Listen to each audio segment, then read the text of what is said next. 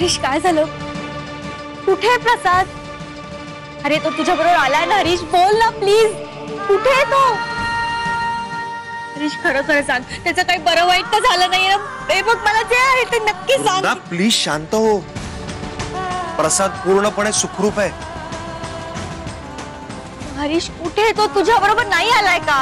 तो यायला तयार नव्हता माझ्या बरोबर,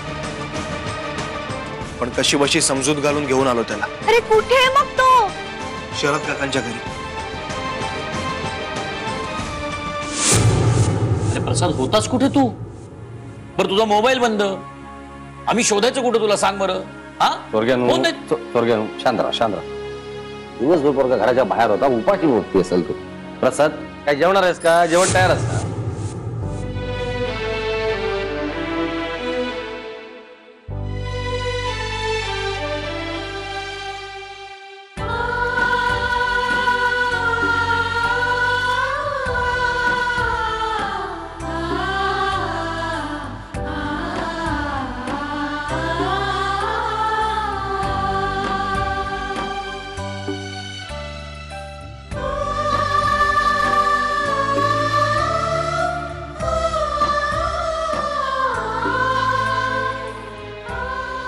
आपण बाहेर थांब.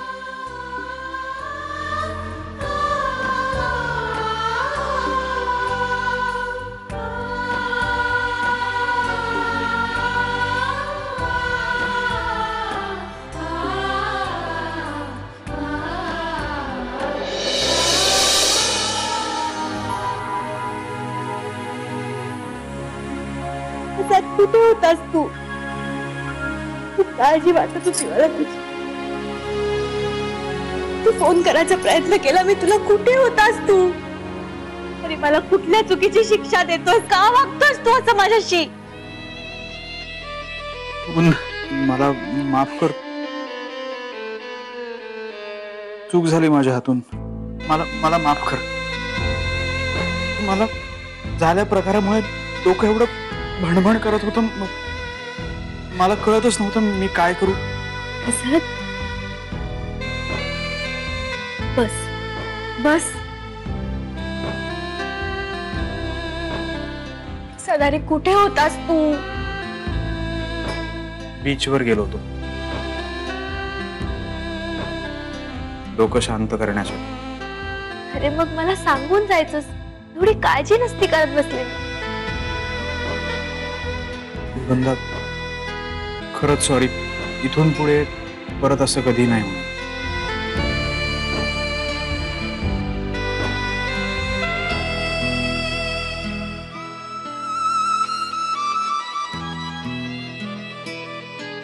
चल घरी सगळे वाट बघतायत. चल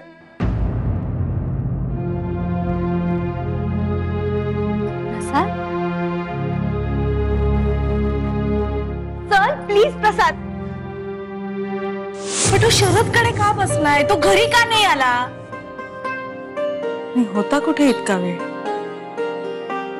बिचारा माझा पोर, माझं लेकरू दिवसभर नुसतं वणवण वणवण फिरलं असेल ग, उपाशी तापाशी. नाही नाही, मला माहितीये ना, मी जाऊन त्याची समजूत काढल्याशिवाय, त्याचा राग शांत केल्याशिवाय तो घरी परत नाही येणार. मला माहितीये मला गेलं पाहिजे ग. मी जाते.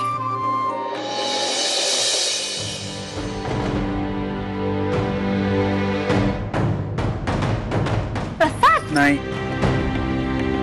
आता इथे नाही. तो दिवसभर विचार केलाय मी. या घरात आपण नाही राहायचं. प्रसाद वृंदा प्लीज, या घर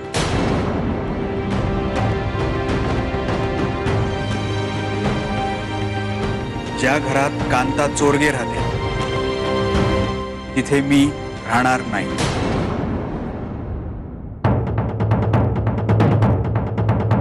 प्रसाद, दिलीस तेवढी शिक्षा पुरेशी नाही का रे?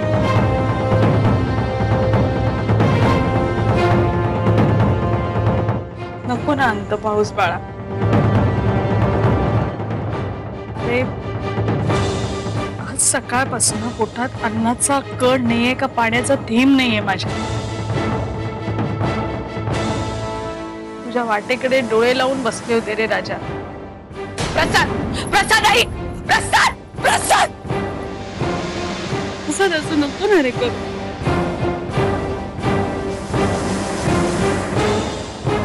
प्रसाद ऐक ना. हिला सांग मला याच्याबरोबर राहायचं नाही. प्रसाद असं नको ना बोलू. खूप त्रास होतो या बोलण्याचा रे राजा. त्रास होतो तुला? त्रास होतोय? अगं तुझ्या वागण्याचा मला किती त्रास झालाय याचा विचार केलायस तू? जीव द्यावा असं वाटणे इतपत त्रास झालाय मला आज, आणि मला त्या अजिबात सहन होत नाही. प्रसाद ऐक प्लीज. प्रसाद ऐक. बघ, रागाच्या भरात तडकाफडकी असे डिसिजन घ्यायचे नसतात. प्लीज जरा शांतपणे विचार कर. आणि कुठे जाणार होता आपण? कुठे राहणार होता आपण? अगं कुठेही जाऊ, कसे राहू, पण इथे नाही राहायचं. प्रसाद, कोणी कुठेही जाणार नाही. तुम्ही कुठेही जाणार नाही.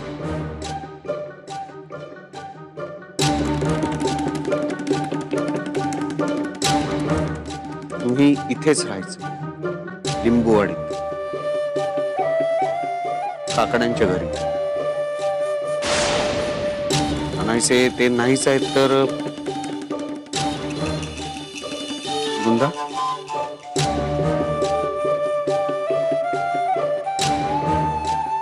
घरी कोणी नाहीये? हो, सगळे अलिबागला राहायला गेले आणि एवढ्यात येतील असं नाही वाटत मला. वृंदा चल. प्रसाद, अरे आईला सोडून असं जाऊ नको. प्रसाद ऐक.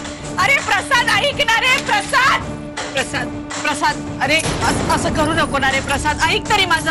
वृंदा तू तरी सांग ना ग त्याला. प्रसाद, आई तो आता काही ऐकण्याच्या मनस्थितीत नाहीये.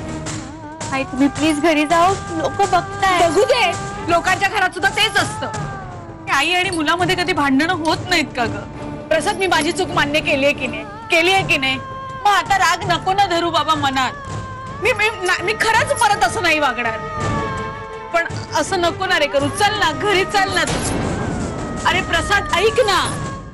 अरे प्रसाद ऐक. प्रसाद, प्रसाद, अरे प्रसाद, प्रसाद ऐक ना. प्रसाद, प्रसाद, प्रसाद ऐक ना रे बाळा. प्रसाद, अरे ऐक. अरे ऐक तर मी काय सांगते ते. प्रसाद दरवाजा उघड. प्रसाद, प्रसाद दरवाजा उघड. अरे ऐक मी काय सांगते तुला. ऐकतोयस का प्रसाद? हे बघ ऐक. अरे ऐक. सासूबाई, अरे अरे अरे,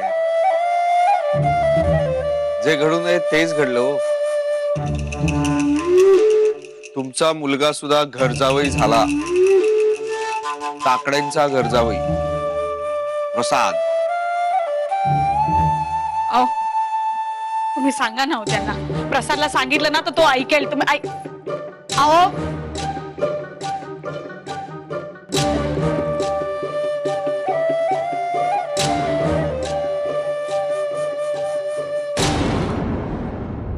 सदानंदराव, अहो असं काय करताय हो?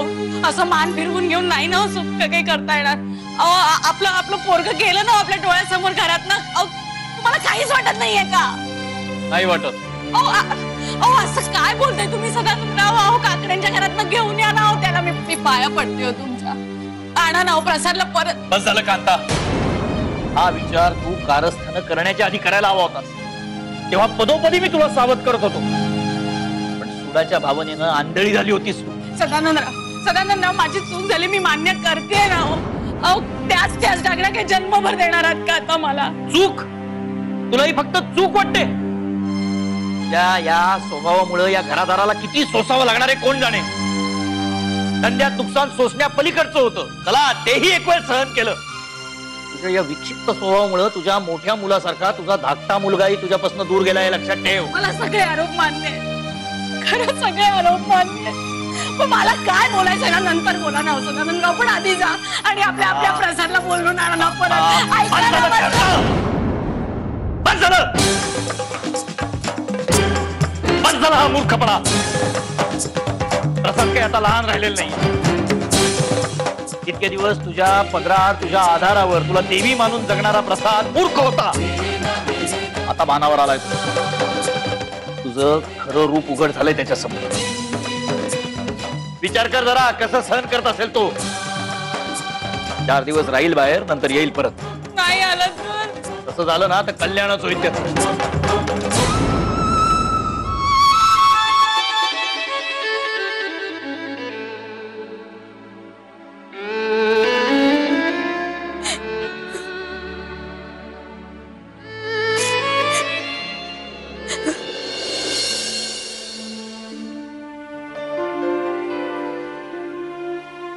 प्रसाद, घे पाणी घे.